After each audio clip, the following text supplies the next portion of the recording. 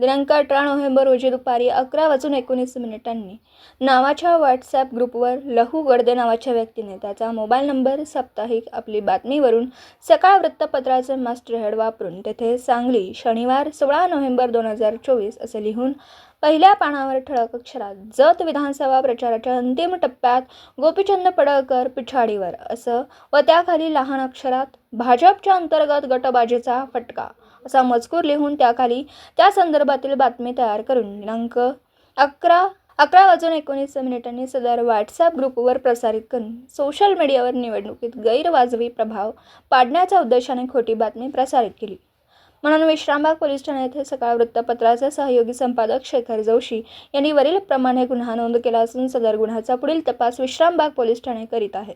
सध्या महाराष्ट्रात विधानसभा 2024 ची निवडणूक प्रक्रिया सुरू असून त्या अनुषंगाने कुणीही सोशल मीडियावर अशा प्रकारे अनधिकृत प्रसिद्ध होणाऱ्या खोट्या बातम्या व व्हिडिओ यांच्यावर विश्वास ठेवू नये। तसेच व्हॉट्सॲप, इंस्टाग्राम, फेसबुक वापरकर्ते व ग्रुप ॲडमिन यांनी अशा प्रकारे चुकीच्या अनधिकृत बातम्यांचा वापरत असलेले सोशल मीडिया प्लॅटफॉर्मवर प्रसिद्ध होणार नाहीत याची पूर्णपणे दक्षता व काळजी घ्यावी, अन्यथा ते प्रसारित करणारे इसम व ग्रुप ॲडमिन यांच्यावर प्रचलित कायद्यानुसार गुन्हा नोंद करून कारवाई करण्यात येईल याची सर्व नागरिकांनी व सोशल मीडिया युजर्स यांनी नोंद घ्यावी।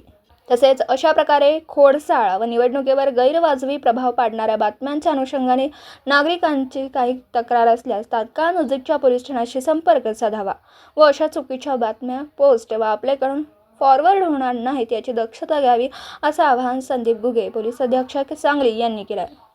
अशा मुद्दाम व खोडसाळपणे बातम्या प्रसिद्ध करणाऱ्या इसमांवर सांगली पोलीस व सायबर विभाग सांगली हे लक्ष ठेवून आहेत।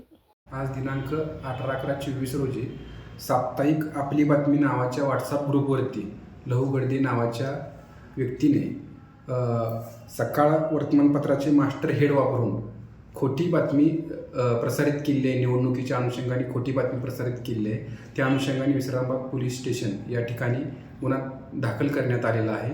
सर्व नागरिकांना आवाहन करण्यात येते की निवडणुकीच्या अनुषंगाने कोणतीही चुकीची व खोटी बातमी व्हॉट्सॲप ग्रुपवरती व्हायरल करू नये। अशी बातमी दिसून आल्यास त्या ग्रुप ॲडमिनवरती व अशी चुकीची माहिती पाठवणाऱ्या व्यक्तीवरती कायदेशीर कारवाई करण्यात येईल। दिवसभरातील घडामोडींचा आढावा घेण्यासाठी पाहत रहा N24 मराठी न्यूज चॅनल।